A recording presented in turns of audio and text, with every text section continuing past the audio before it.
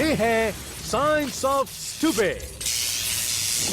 Warning, आप देखने वाले हैं ऐसी स्टूपिडिटी जिनके स्टंट्स परफॉर्म किए हैं अज्ञानी साइंटिस्ट ने और उन्हें चोटें लगी हैं। आपको सेफ रहना है तो प्लीज इन्हें कॉपी ना करें।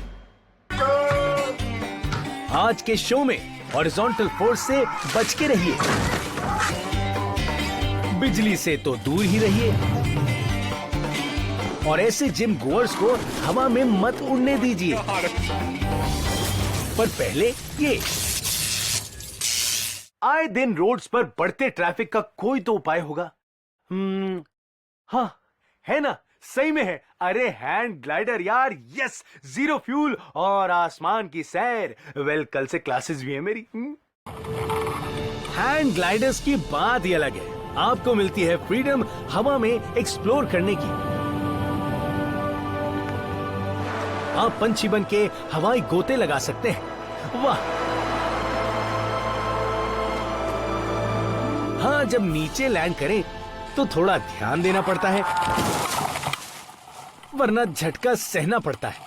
ए भाई, ट्रैफिक जैम खोलना आसान है, पर हैंड ग्लाइडर को लैंड करना उतना आसान नहीं है। आखिर हैंड ग्लाइडर है क्या? एक बड़ा एयरफॉयल। तो इसे लैंड करने की साइंस समझ लो, तभी इसे इस्तेमाल करने के बारे में सोचना। एयरफॉयल लिफ्ट होता है क्योंकि उसके ऊपर से जाने वाली हवा तेज ट्रैवल करती है और नीचे से जाने वाली स्लो। इससे क्रिएट होता है प्रेशर डिफरेंशियल, जिसमें ऊपर लो प्रेशर बनता है, जिससे ग्लाइडर ऊपर उठता है। लैंडिंग के दौरान पायलट को फ्रंट आगे टिल्ट करना पड़ता है, जिससे लिफ्ट बढ़ जाता है, पर उसकी एयर स्पीड कम होती है और ये सही हो पाता है तो होती है स्मूथ लैंडिंग। थोड़ा ज्यादा टिल्ट करो और विंग के ऊपर का एयर फ्लो टर्बुलेंट हो जाएगा, जिससे क्रिएट होगा स्टॉल, तेजी से नीचे आएगा और होगी पायलट की हार्ड लैंडिंग। वेरी हार्ड, समझ गए ना? पर लैंड करने से पहले आपको हवा में जाना जरूरी है। देखो, सबको उड़ने की बड़ी जल्दी है, साइंस की तो किसी को पड़ी नहीं है। ये तो अपने ससुराल ही ग्लाइडर पे जा रहा है। अरे भाई ससुराल, बिन बुलाए जाओगे तो यही होगा। टेक ऑफ में स्पीड ठीक नहीं थी, इसलिए एयरफॉयल को सफिशिएंट एयर फ्लो नहीं मिला, जिससे जरूरी लिफ्ट मिल सके। तभी तो उड़ते ही नीचे टपक पड़ा।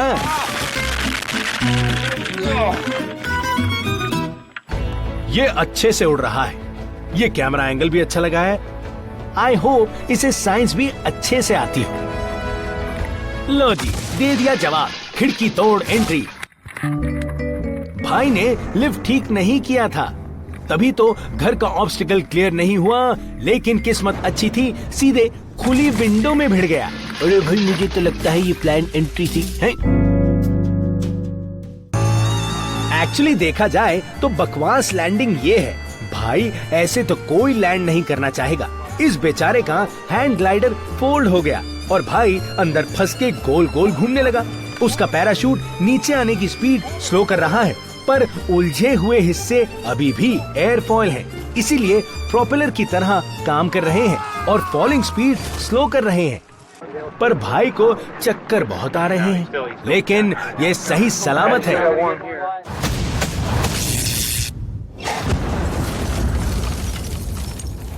बीच स्पोर्ट्स, रिवर राफ्टिंग किया है तो आपको पता होगा डिंगीज क्या होती है। गाइस, जिन्होंने किया है उनके लिए ओके, लेकिन जिन्होंने नहीं किया उनको बताते हैं कि डिंगीज होती क्या है। ये देखिए, ये होती हैं डिंगीज। इसके पास शायद कुछ ज्यादा ही थी, इसीलिए एक के ऊपर एक चिपका दी। बट आइडिया कमाल है, लेकिन ऐसे पानी में बवाल है बाबू। और डिंगीज समंदर में बड़ी शांति से आपको पानी से किनारे ला सकती हैं, लेकिन किनारे लाते ही आपसे मुंह फेर सकती हैं। डिंगीज में बैठकर भी गीले होने का अपना ही मजा होता है यार, पर उनका क्या जो पानी से एलर्जिक है। डिंगीज में भी ड्राई रहना चाहते हैं, बाउंस होकर पानी में लुढ़कना नहीं चाहते, तो साइंस सीखना मिस्टर चवाटे और बाकी लोग भी सीखे। इन्फ्लेटेबल चीजों के अंदर हाई प्रेशर हवा भरी जाती है, जो सराउंडिंग से ज्यादा हो ताकि वो मजबूत रह सके। अगर एक डिंगी में कम हवा भरी है तो उसकी फ्लेक्शुरल स्ट्रेंथ कम होगी और वो पानी के हिसाब से नीचे से बेंड हो सकती है। और अगर रोलिंग वेव्स मिलती हैं, तो बोट का एक एंड वेव उठा देती है और दूसरा हवा में रहता है। और जब ये होता है तो बोट बेंड होके आपको फ्री में नहला सकती है।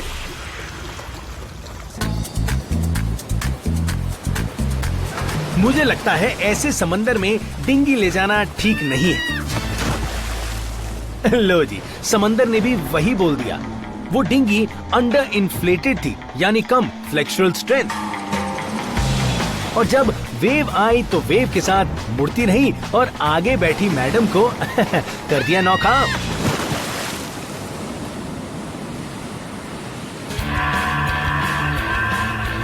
ओहो, यहाँ तो लाइफ सेवर्स हैं। भाई ये तो प्रोफेशनल्स हैं, इन्हें कुछ नहीं होगा।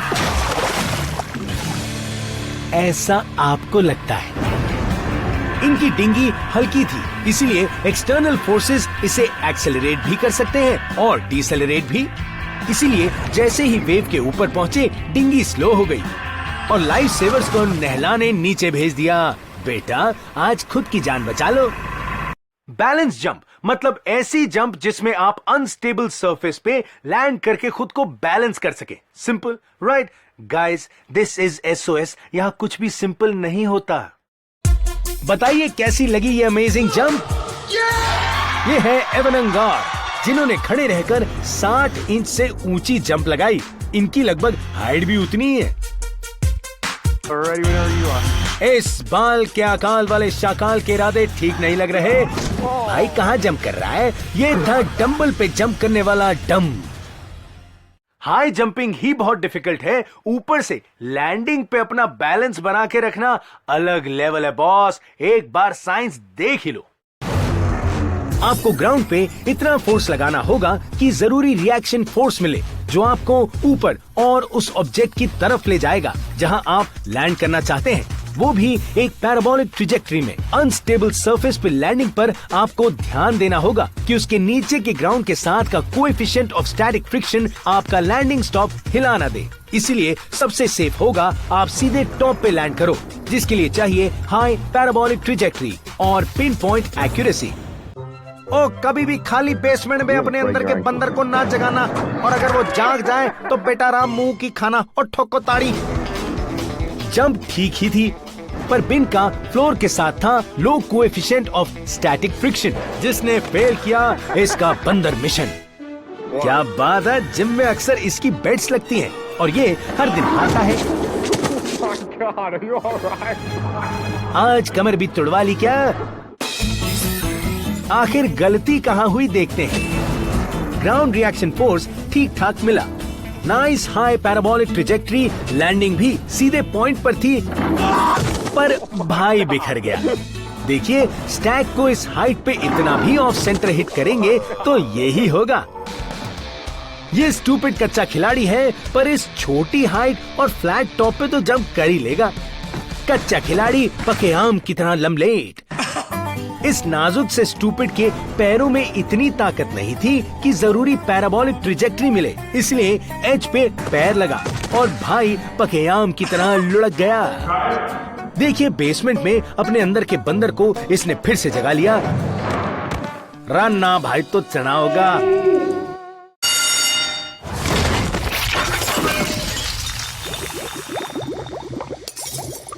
बेल बजी, आपने सुनी, इसका मतलब साइंस लेसन शुरू। तो बुक्स कौन निकालेगा? मैं। सो स्टूडेंट्स, आज फिर हम डिस्कस करेंगे एक साइंटिफिक प्रिंसिपल, जिसके बाद होगा एक easy test, because I like 100% results. तो वीडियोस देखो और बताओ इनमें कॉमन क्या है। इस हवर बोट वाली में,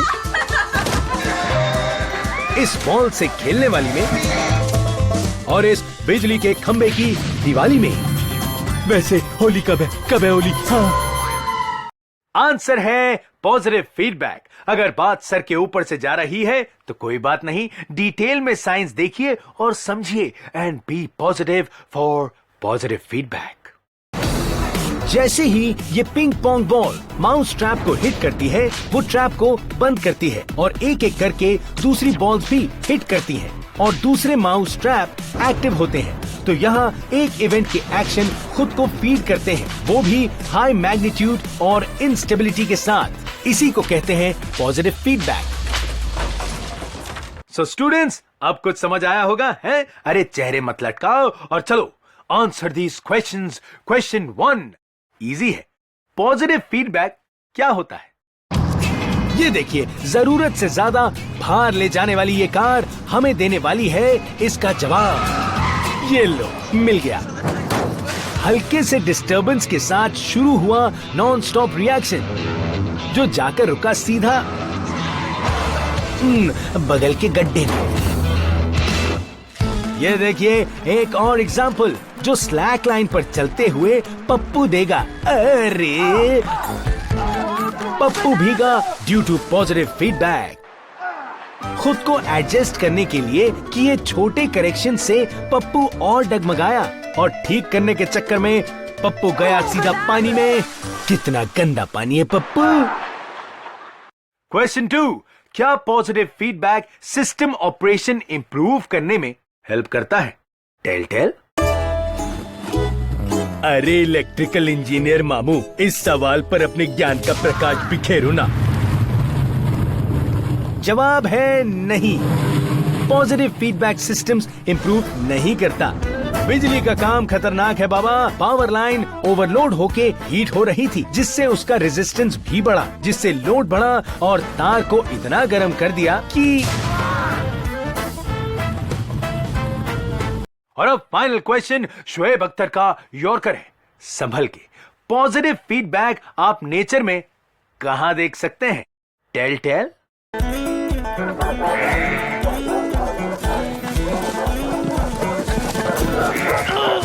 जी हाँ, भगदड़ भी एग्जाम्पल है पॉजिटिव फीडबैक का।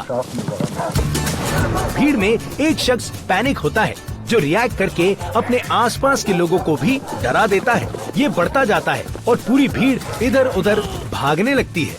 इसे कहते हैं पॉजिटिव फीडबैक। आमा मियाँ, नाम तो बड़ा पॉजिटिव है, पर हर बार एंडिंग बहुत नेगेटिव होती है। स्नोफॉल, आहा यार, स्नोफॉल का एक्सपीरियंस भी ना कमाल का होता है। सेल्फीज 1000 लाइक्स से ऊपर वाली आती है। छोटे छोटे स्नोफ्लेक यहाँ पे आके अटक जाते हैं। कसम से मुझे ठंड लगनी शुरू हो जाती है। ओह, आपको पता है अर्थ के फ्रेश वाटर का लगभग 70% आइस और स्नो के रूप में जमा हुआ है, और स्नो सरप्राइजिंगली इंसुलेटिंग होती है। इग्लू के अंदर का टेम्परेचर बाहर से करीब 38 डिग्री सेल्सियस ज्यादा रहता है। लेकिन भाई, स्नो की सबसे खास बात है, ये हम सबको एक्साइटेड कर देती है। कभी कभी नेचर इतना मेहरबान होता है कि सुबह जब आंख खुलती है तो लगता है यार जैसे स्नो के डेजर्ट में पहुंच गए हैं। छोटे से स्नोफ्लेक्स एक ही रात में इतने बड़े एरिया को कैसे कवर कर लेते हैं? आइए साइंस से समझते हैं। जब टेम्परेचर फ्रीजिंग पॉइंट के पास पहुंचता है, टाइनी आइस क्रिस्टल्स और क्लाउड्स कोलाइड होते हैं और जुड़ के स्नोफ्लेक्स बन जाते हैं। कोल्ड ड्राई एयर से होते हुए ये स्नोफ्लेक्स पाउडरी स्नो बन जाते हैं। लेकिन जो फ्लेक्स थोड़ी गर्म और वेट एयर से गिरते हैं, उनके एजेस जुड़ जाते हैं और फ्लफी फ्लेक्स बन जाते हैं। वैसे तो गिरी हुई स्नो में बहुत एयर गैप्स होते हैं, यानी ये कंप्रेसिबल होती है, पर एक बार कंप्रेस होने के बाद इसका कोएफिशिएंट ऑफ फ्रिक्शन लो हो जाता है और ये स्लिपरी हो जाती है और आपको बर्फीला सरप्राइज दे सकती है। गाइस, स्नोफॉल भी अलग अलग टाइप के होते हैं, जो डिपेंड करता है कि किस हवा में स्नोफॉल हुआ है, और अलग अलग टाइप के स्नो की अलग अलग प्रॉपर्टीज होती हैं। जैसे इस रेल ट्रैक पर पड़ी स्नो सॉलिड लग रही है, लेकिन है नहीं बरखुरदार। रीजन सिंपल है, यहाँ की स्नो कोल्ड और ड्राई एयर से होकर गिरी है, इसीलिए पाउडरी है। ओ गुरु, और ये ट्रेन के लिए तो ठीक था, और पर यात्रियों पर लगा निशाना सटीक था। और स्नो कभी खुशी कभी गम है। Seen somebody so excited for snow. Dude, I'm sorry. I live in Arizona, where there's no snow at all. कैसे? जरा इन मैडम को देखिए, अभी ये खुश है और अभी ये गम में है, स्नो के लो फ्रिक्शन की वजह से। तो ये है स्नो, हल्की फुल्की। पर कभी कभी जोर से चुभती।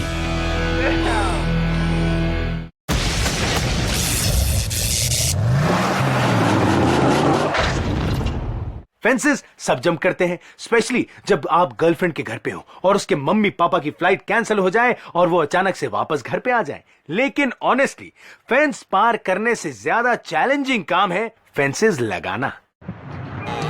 भारी फेंसिंग, ऊपर से हवा भी बड़ी भारी चल रही है और इनकी मेहनत मिट्टी में मिल रही है। आमा यार, हवा में फेंसेस उखाड़ी जाती हैं, ये लगाने की सोच रहे हैं। अरे फेंसेस से पंगे ना लो, समझ रहे हो, बता रहे हैं तुम्हें। अरे दिमाग में डाउनलोड कर लो वरना तुम खुद ही डिलीट हो जाओगे, बुड़बक ना हो तो। Oh my God, dude. इनका देखो कूदे का बड़ा शौक रहा, God. अब तो उठ भी ना पाई है। लेकिन आज हम बात करने वाले हैं फेंस पे लीनिंग की, यानी कि टेक लगाकर खड़े होने की। अरे यार, दीवार ढूंढो, लैंप पोस्ट ढूंढो, अरे कोई मजबूत जगह ढूंढो जहां टेक लगा सको फेंस पे। आई मीन सीरियसली, अरे साइंस समझो फिर खुद सोचो। एक standard house hold fence sections में बनी होती है जिन्हें पोस्ट सपोर्ट करते हैं, जो नीचे तक जमीन में गड़े रहते हैं और वर्टिकल के साथ साथ हॉरिजॉन्टल फोर्सेस भी झेलते हैं। पर अगर यह अटैचमेंट पॉइंट जहां पोस्ट और फेंस जुड़ते हैं वीक होगा या ठीक से नहीं जुड़ा होगा तो उसमें टिके रहने की स्ट्रेंथ नहीं रहेगी। अरे भाई, फेंसेस की भी अपनी जिंदगी है, चॉइसेस हैं, इज्जत है। ऐसे थोड़ी है कि कोई भी कहीं से भी आया और आके उन पे लीन होके खड़ा हो गया। अरे उनको गुस्सा आ जाता है यार, और देखिए फिर क्या क्या करती है फेंसेस। ये फोटो खिंचवाने के लिए फेंस पे अत्याचार कर रही है, अपने मॉडलिंग करियर के चक्कर में फेंस पे जोर डाल रही है। लो जी, फेंस ने जवाब दे दिया। पोज चेंज करते हुए इसने फेंस पे कुछ ज्यादा ही वेट डाला, जिससे ट्रांसफर हुआ हॉरिजॉन्टल और वर्टिकल फोर्स, और फेंस ने मान ली हार, लेकिन मॉडल को हराकर। यह छोटी बास्केटबॉल की फ्यूचर है, कितनी स्मूथली पॉइंट ले रही है। और अब इसके बड़े भाई का टशन देखते हैं। ओवर जोश के डोज का साइड इफेक्ट। पहली बार स्लैम डंक से पॉइंट लेके ये इतना खुश हो गया कि फेंस के बारे में भूल गया और उस पे इतना वेट डाल दिया कि फेंस बेचारा झेल नहीं पाया। तो स्टूपिडो बोराव नहीं, कायदे में रहोगे तो फायदे में रहोगे, बता रहे हैं हम। मनीष बोल रहे हैं साइंस ऑफ स्टूपिड से।